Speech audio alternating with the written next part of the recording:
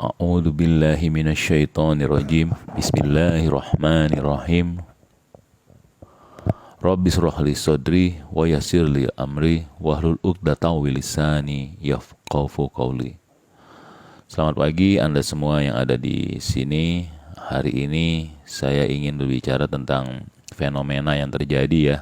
Dan saya tadinya nggak mau tahu tentang itu dan nggak tahu sama sekali siapa itu Kensington ya, atau Kens ya, apa Indra Kens ya, dan kawan-kawannya itu udah saya nggak paham lah itulah ya. Nah, jadi saya ingin bicarakan tentang itu karena apa, sudah masuk ke ranah saya, ke ranah tim-tim saya. Ada tim saya di daerah Kelapa Nunggal dan Cibubur, 4 orang yang hancur porak-poranda rumah tangganya dan juga stres gitu, jadi depresi.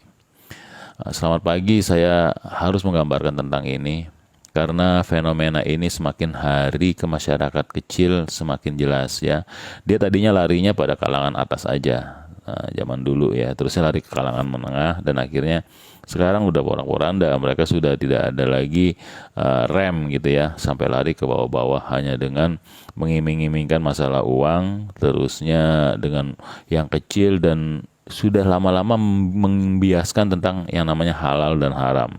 Di samping orang Indonesia juga kalau bicara soal agama sudah langsung di-cut ya, sedangkan itu adalah yang paling pokok, karena kita mau kembali kemana kalau nggak ke sana, kita mau bergantung kemana kalau nggak kepada Tuhan atau Allah Subhanahu Wa Taala.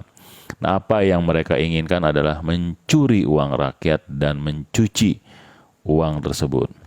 Ya, karena 4 tahun atau 5 tahun yang lalu, 4 sampai 5 tahun yang lalu lah, ini saya mau cerita kilas balik ya, saya buka ya rahasia ya. Secara yang saya tidak pernah sadari dan nggak masuk akal di diri saya, Allah mengatur perjalanan hidup saya yang saya tidak pernah sangka sebelumnya. Sambil kerja ya. Nah, suatu ketika datanglah kawan baik saya di 5 tahun yang lalu, seorang perempuan ya, Cina, Malaysia, di mana kami dulu saling berteman dan suka berbisnis juga gitu kan, untuk kirim-kirim barang dari Indonesia atau dari Malaysia. Nah, kami banyak pengalaman lah tentang bisnis sebelum-sebelumnya, kami cerita di situ. Nah, beliau memperkenalkan sahabat saya, para konglomerat nih ceritanya nih ya, memperkenalkan pada saya para konglomerat yang ada di Malaysia juga di Cina, itu diperkenalkan di depan hotel tempat Raja Malaysia ya. Nah, di situ saya makanya jelas banget, wah udah luar biasa dah. Beliau memperkenalkan pada malam itu pada konglomerat Malaysia, konglomerat Cina, saya masih ada fotonya, dan juga kepada konglomerat Rusia juga ya. Yang saya begitu surprise pada saat itu dan bertanya, sandiwara apa lagi nih yang Allah bikin kepada saya. Nah, ternyata Allah menunjukkan sesuatu di luar dugaan saya sama sekali. Di sana saya mendapatkan tiket berkeliling selama beberapa minggu di Cina, Malaysia, dan Rusia. Ditambah lagi dengan 9 hari di kapal pesiar terbesar dengan tanpa biaya dan luar biasa. Saya belanja apa dibayarin. Nah, saya bertanya-tanya bisnis apa yang sedang mereka jalankan.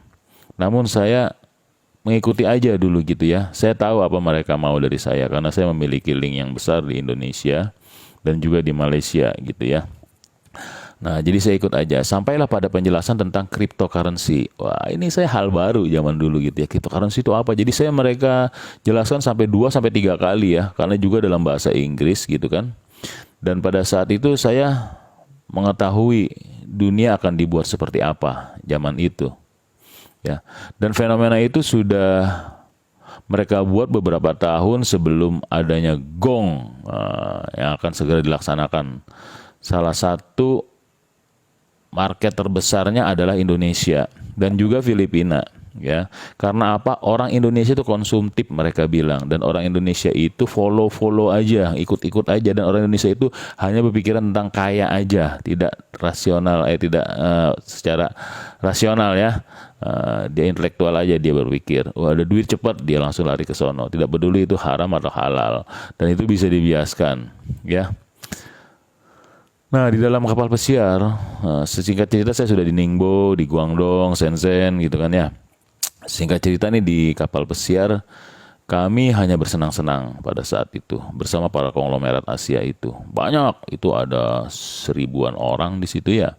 Sampai suatu negara kami jalan-jalan dan beli makanan, beli oleh-oleh apa-apa, dibeliin sama mereka semuanya. Dan ternyata di sana saya dijadikan perwakilan untuk Indonesia. Dan hanya satu-satunya orang Indonesia di kapal sebesar itu, ya, kapal pesiar Costa da Atlantica lagi itu namanya. Tujuan mereka adalah utamanya ingin mengganti uang kertas dan menghancurkan bank-bank yang ada di dunia supaya beralih kepada digital money. Semua dalam satu kepemimpinan, yaitu the New One Order. Dan tahukah Anda siapa pemimpinnya? Suatu malam saya langsung merinding di gedung opera. Di situ di kapal pesiar ada gedung opera ya. Di gedung opera biasanya menguasai itu orang-orang Italia di situ.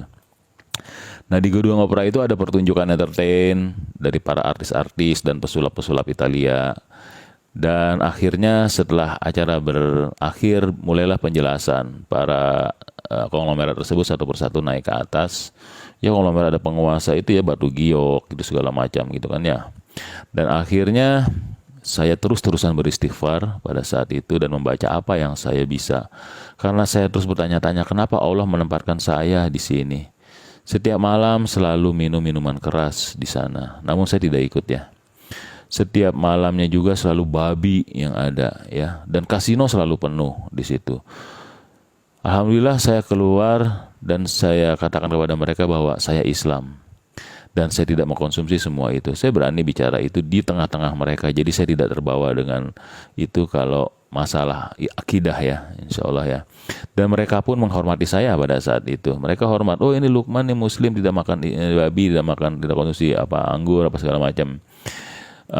Mau ngapain saya nggak tahu, mereka itu karena main psycho sama saya, ya kan? Saya masih berpikir-pikir apakah nanti saya ditarik lagi. Namun yang ada saya merinding sama Allah karena saya lihat, dengar dan rasakan dengan mata kepala saya sendiri dan telinga saya sendiri. Saya dengar ternyata struktur organisasi mereka ada sebuah logo teratas yang memimpin dari logo tersebut adalah logo Dajjal. Nah, jadi di situ mata satu yang memimpin. Saya berpikir, saya langsung deg-degan dan saya langsung istighfar, ya Allah selamatkan aku dari sini. Saya masih terus bertanya sampai saat ini, kenapa bisa-bisanya saya berada di jalanan itu gitu ya, di perjalanan itu maksudnya ya. Saya ikut berlayar di kapal pesiar itu. Saya pergi ke Rusia, ke Tokujima, Okinawa, dan belum lagi di kapal itu saya dispesialkan ya, dapat VIP kelas. Nah, terus saya tahu semua itu.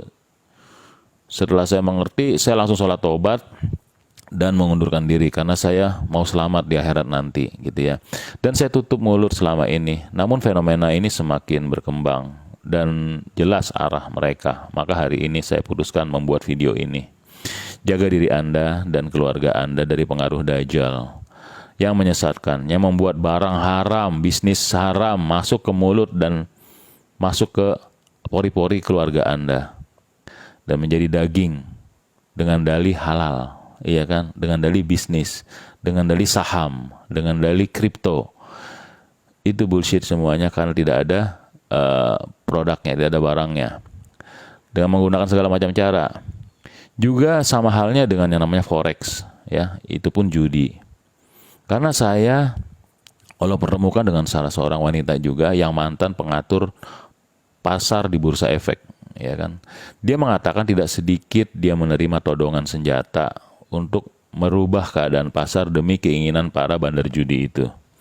Jadi saya tidak akan sebut namanya. Hingga saat ini beliau menjadi tim saya dan beliau sampai pada puncak yang tertinggi. Setelah mengetahui itu beliau pun akhirnya bertobat. Dan itu saja yang saya ingin sampaikan. Zaman sudah semakin tua, nikmat Allah itu sangat besar. Namun yang menutupi pandangan kita dari segi fisikal itu juga lebih gila lagi ya. Godaan-godaan para pengikut Dajjal ini luar biasa, menghalalkan segala yang haram. Dan dari depan, kiri, belakang, bawah, kanan semuanya menghantam bangsa ini. Lantas kepada siapa lagi kita bergantung? Ya kan? Nah, bergantung. Ingat nih, ada bergantung. Hanya satu dari atas yang mereka tidak bisa masuk. Dan itu ada di dalam hadis dalam Al-Quran, ya kan? Ada yang di Quran bilang katanya setan itu masuk berapa pintu? Depan, belakang, kiri, kanan, dan juga bawah. Wah, godaannya luar biasa. Jadi kepada siapa kita harus bergantung? Satu, atas. Kalau kita tidak bergantung atas, kita akan terbawa. Ini kan arus nih, ke bawah, kanan, ke kiri, depan, belakang, kecedot ke bawah, ke dalam. Nah itu arus. Tapi kita harus pegang kuat itu. Apa yang kita pegang? Ihsan. Kita selalu diperhatikan. Iman, ada rukun iman, Islam. Dan insya Allah kita akan selamat. Masuk rezeki makanan yang halal kepada anak istri kita. Kita diberikan pengetahuan, kecerdasan yang luar biasa. Allah akan selalu melindungi kita. Ya, semoga kita termasuk hambanya yang diselamatkan. Dunia ini sandiwara yang akan dipertanggungjawabkan nanti. Tetaplah hanya bergantung kepada Tuhan apapun yang terjadi. Kuatkan iman, ihsan, dan Islam. Saya Lukman Baktiar. Assalamualaikum warahmatullahi wabarakatuh.